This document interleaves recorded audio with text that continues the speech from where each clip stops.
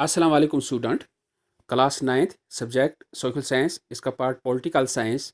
और आज का टॉपिक जो है ये है free and fair electoral competition. और आज डेट है 20 सितंबर 2020। Let us start the topic. तो बच्चों, इसमें हमने ये सीखना है कि free and fair electoral competition क्या होता है। जिस वक्त इलेक्शन कंडक्ट किए जाते हैं, इलेक्शन कंडक्ट करने का जो प्रोसेस है, इसके जो नॉर्म्स, इसके जो फॉर्मेलिटीज़ हैं, ये इलेक्शन कमिश्नर जो होते हैं उनके अंडर होता है। इलेक्शन कब कंडक्ट किया जाएगा, इसकी डेट, फार्म भरने की डेट और इसके कोड ऑफ कंडक्ट, इसकी बाकी चीज़ें। तो इसी के साथ ये होता है कि इलेक्शन जो है ये बिल्कुल फ्री होना चाहिए, आज़ाद होना चाहिए एंड फेयर इलेक्टोरल कंपटीशन, और साफ़ सुथरे तरीके से कंडक्ट होना चाहिए।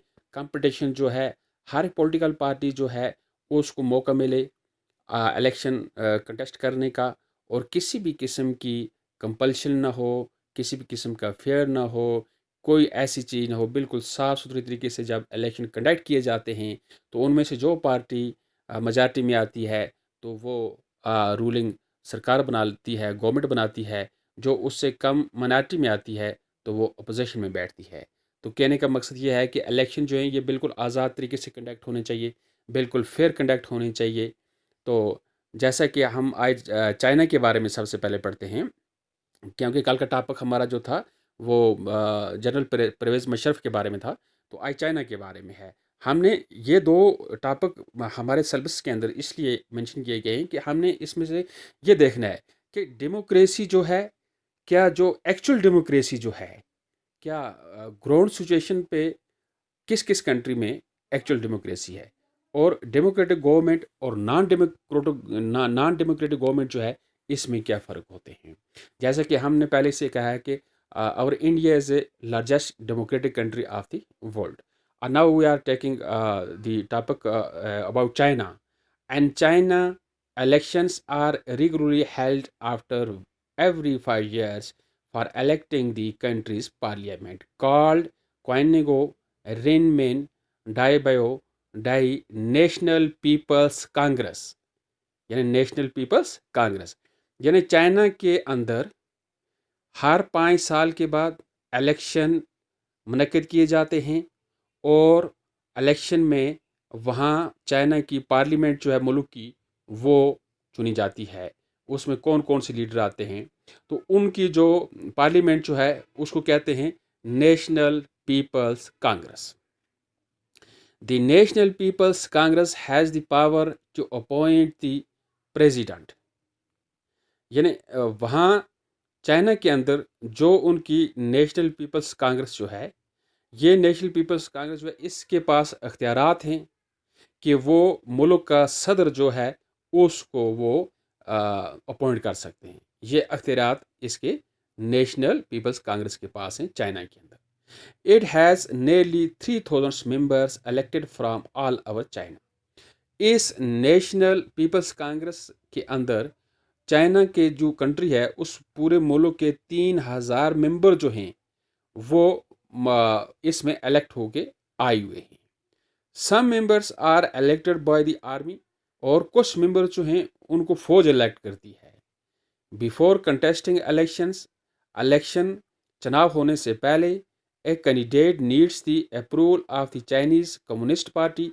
जो भी कैंडिडेट इलेक्शन कंटेस्ट करेगा तो इलेक्शन कंटेस्ट करने से पहले उस कैंडिडेट को एक अप्रूवल लाना पड़ता है, यानी एक किस्म की इजाज़त लानी पड़ती है। वो चाइना की एक कम्युनिस्ट पार्टी जो है उससे वो अप्रूवल लाना पड़ता है। अप्रूवल लाने के बगैर कोई भी कैंडिडेट वहाँ कंटेस्ट नहीं लड़ सकता इलेक्शन में।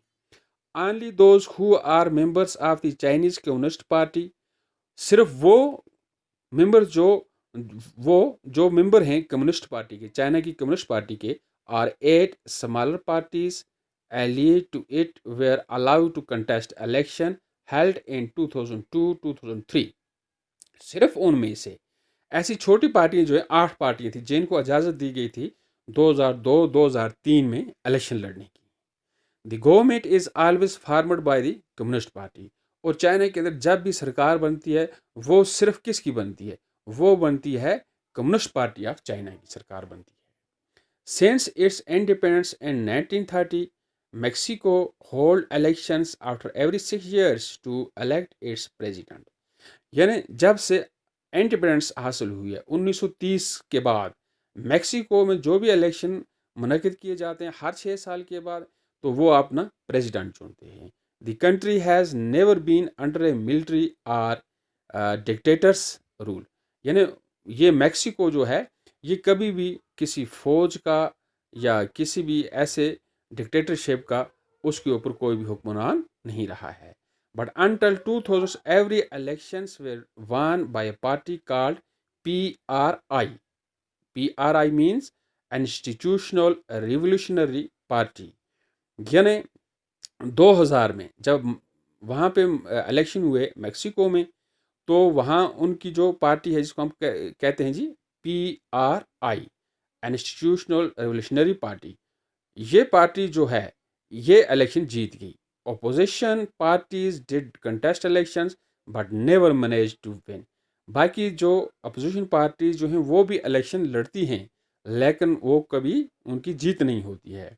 The PRI was known to use many dirty tricks to win election। क्यों नहीं आती हैं वो दूसरी छोटी party?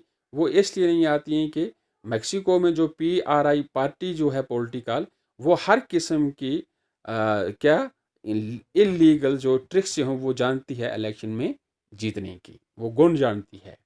All those who were employed in government offices had to attend its party meeting।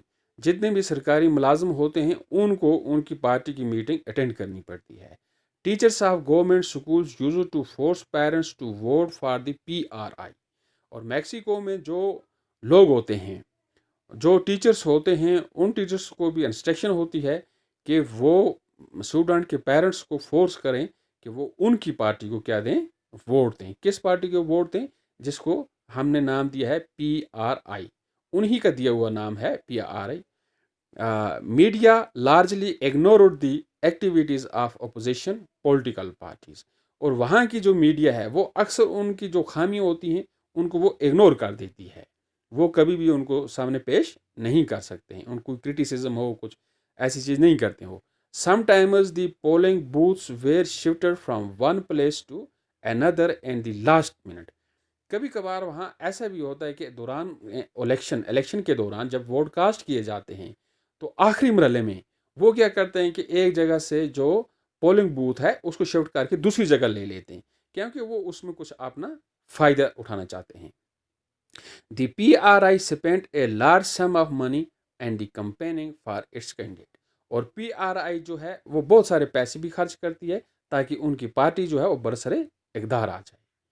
Should we consider the elections described above as examples of people electing their rulers? क्या ये जो हमने एग्जांपल्स दी चाइना की, Mexico की, पाकिस्तान की, क्या ये example जो हैं इलेक्शन इसी तरह से कंडक्ट किए जाते हैं? क्या रूलर्स जो वो इसी तरह से आते हैं? Reading these examples, we get a sense that we cannot। There are many problems here. In China, the elections do not offer the people any serious choice। और चाइना का जहाँ तक ताल्लुक है वो उनके इलेक्शन में लोगों को ऐसा मौका, ऐसी चॉइस ही नहीं मिलती है इलेक्शन में आने की या इलेक्शन में वोट डालने की। They have to choose the ruling party and the candidates. और उनको तो वही रूलिंग पार्टी के कैंडिडेट जो हैं वो चुनने पड़ते हैं, अप्रूव्ड बाय इट, जो उनको अप्रूव करेंगे। Can we call this a choice? क्या ये चॉइस है? क्या हम इसको चॉइस कह सकते हैं? क्या ये डेमोक्रेसी के अंदर इस किस्म की सरकार की ऐसे नॉर्म्स होते हैं? And the Mexican examples people seem to really have a choice but in practice they had no choice. और जो हमने मताला किया अभी मैक्सिको का, उसमें जो इलेक्शन किए जाते हैं वो वर्बल कहते हैं कि यहाँ के वोटर जो हैं उनको चॉइस है, लेकिन जब प्रैक्टिस होती है, इलेक्शन कंडक्ट किए जाते हैं तो लोगों को चॉइस नहीं मिलती है। There was no way the ruling party could be defeated. There was no way the ruling party could be. वहाँ ऐसा कोई भी जरिया नहीं है जो रूलिंग पार्टी को हरा दे। Even if people were against it, these are not fair elections. तो आज का टॉपिक हमारा कंप्लीट होता है। इंशाल्लाह हम कल नेक्स्ट टॉपिक पढ़ेंगे। Thank you very much.